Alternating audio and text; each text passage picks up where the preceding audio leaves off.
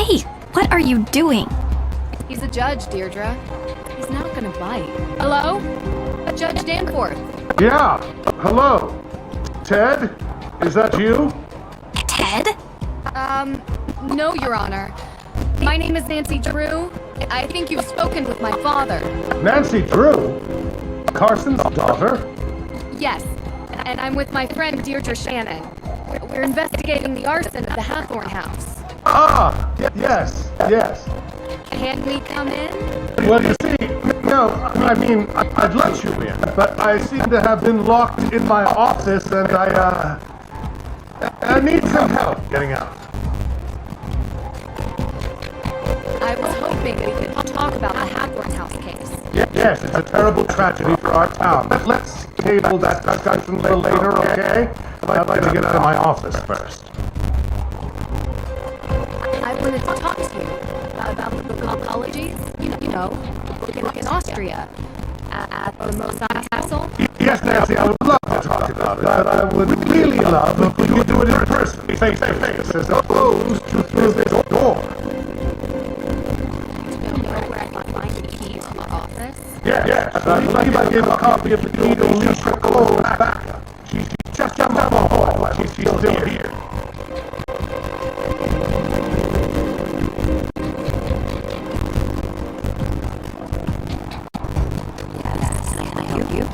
Hi. So sorry to bother you this hour, but we're here to meet Judge Danforth, and he seems to be locked inside his office. He said you might not have a key. Sorry, I used my spare. Unbelievable. Does this ever end? Oh, well then. Do you have a paperclip? Yeah. If you don't mind me asking, what business do you have with the judge? We're helping the judge with the case. Anything I can do? Thanks, but I think we got it. No need for a lawyer. At least, not yet. The diploma gave me away, huh? Aside from the cold coffee you're still drinking and then the love's open box of sticky tabs, yeah, you could say I know the type really well.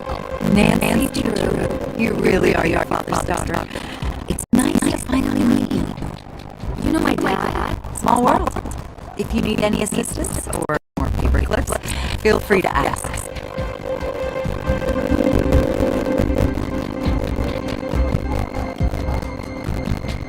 Hello?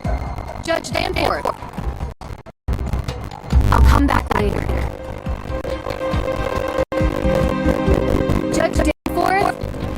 I couldn't find my key. What? Alicia said she'd keep a copy for me. Well, I did find a paperclip. I think I can pick your lock, if that's okay with you. Yeah, sure, fine. This shouldn't be too much of a challenge.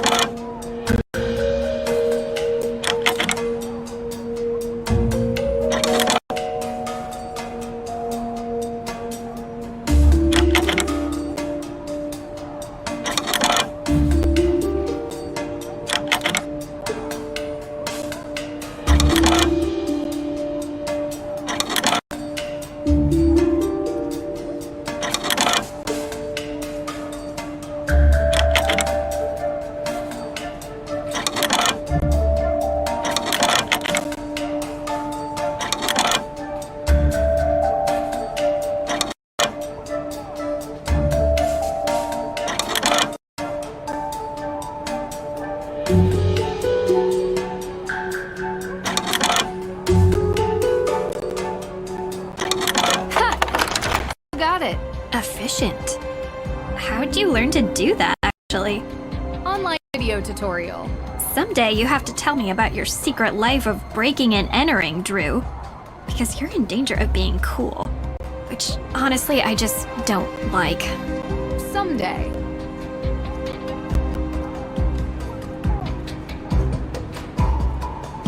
Ah, those protesters are out there again, stirring the pot.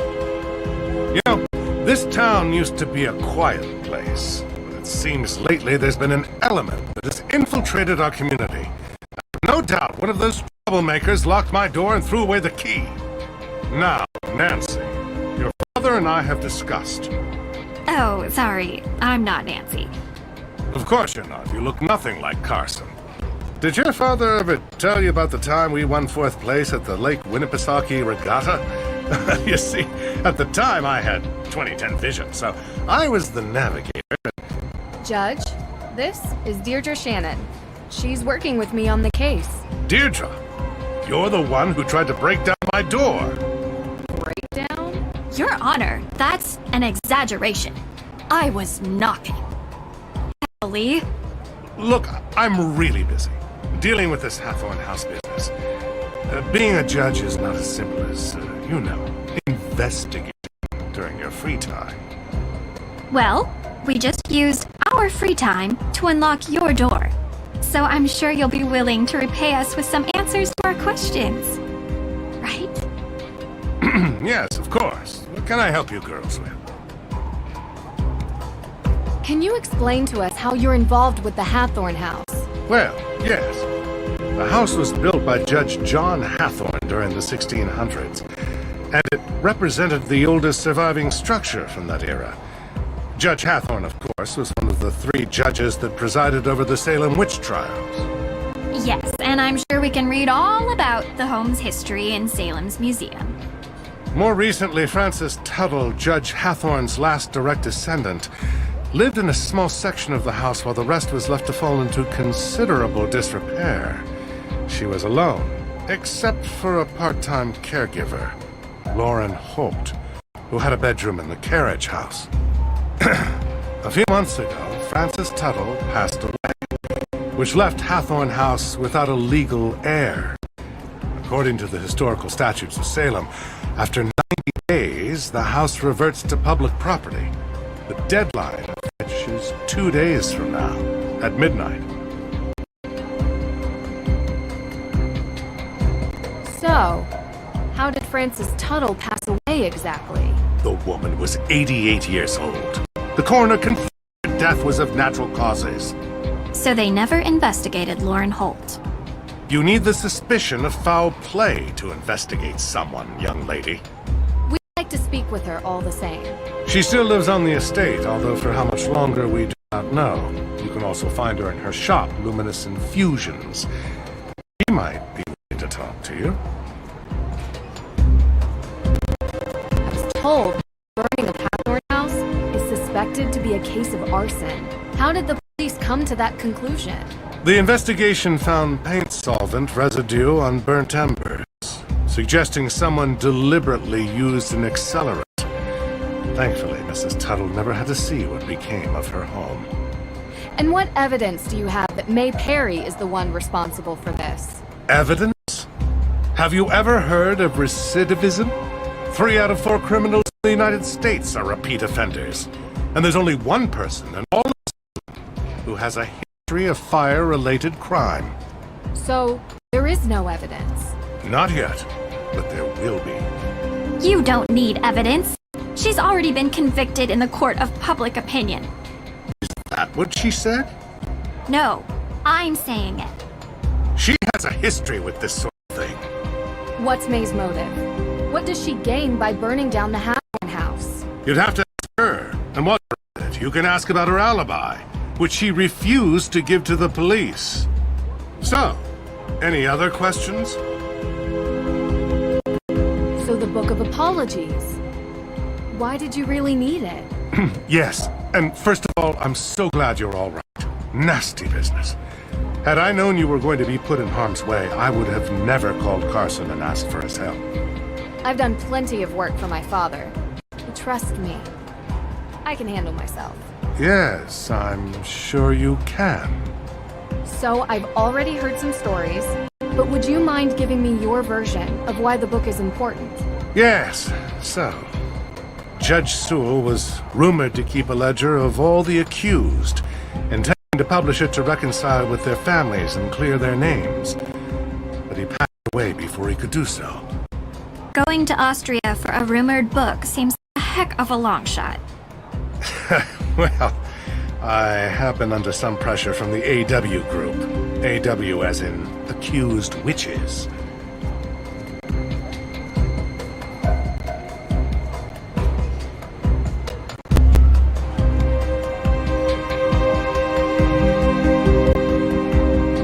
Don't you think it's dangerous throwing around May's name as a suspect before any evidence links her to the crime?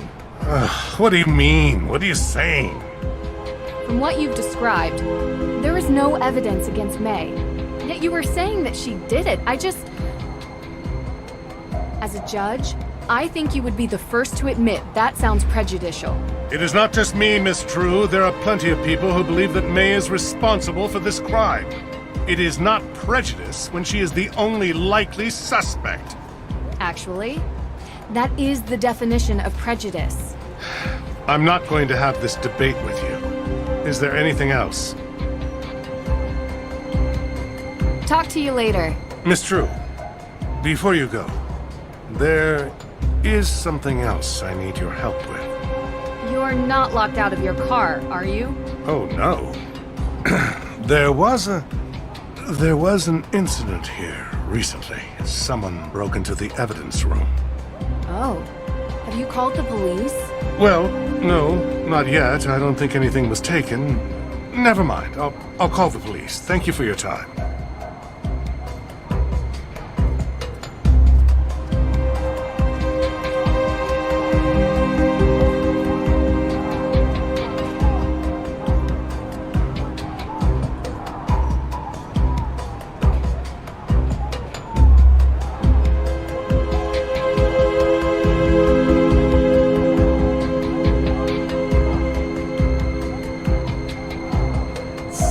How did your meeting go with the judge? Informative. He's not telling us everything. Don't worry. Come back tomorrow. He'll be in a better mood then.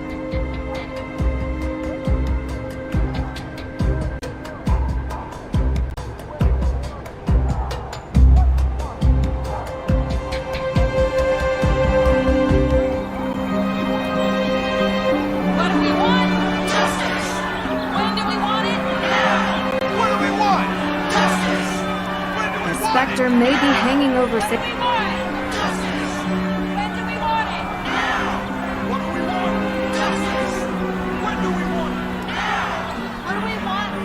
The Spectre may be hanging.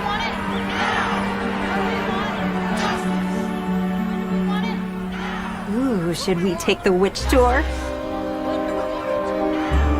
Ooh, should we take the witch tour?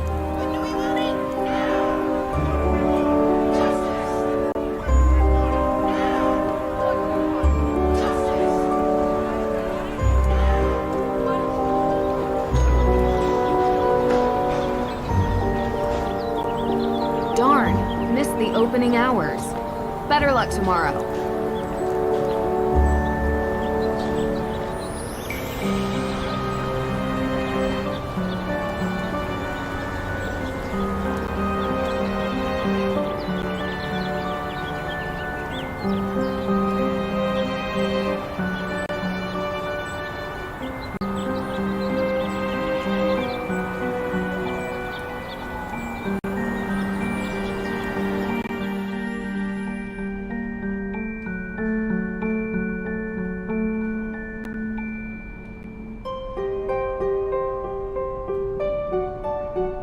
Maybe we can learn something about the town. Might help May's case.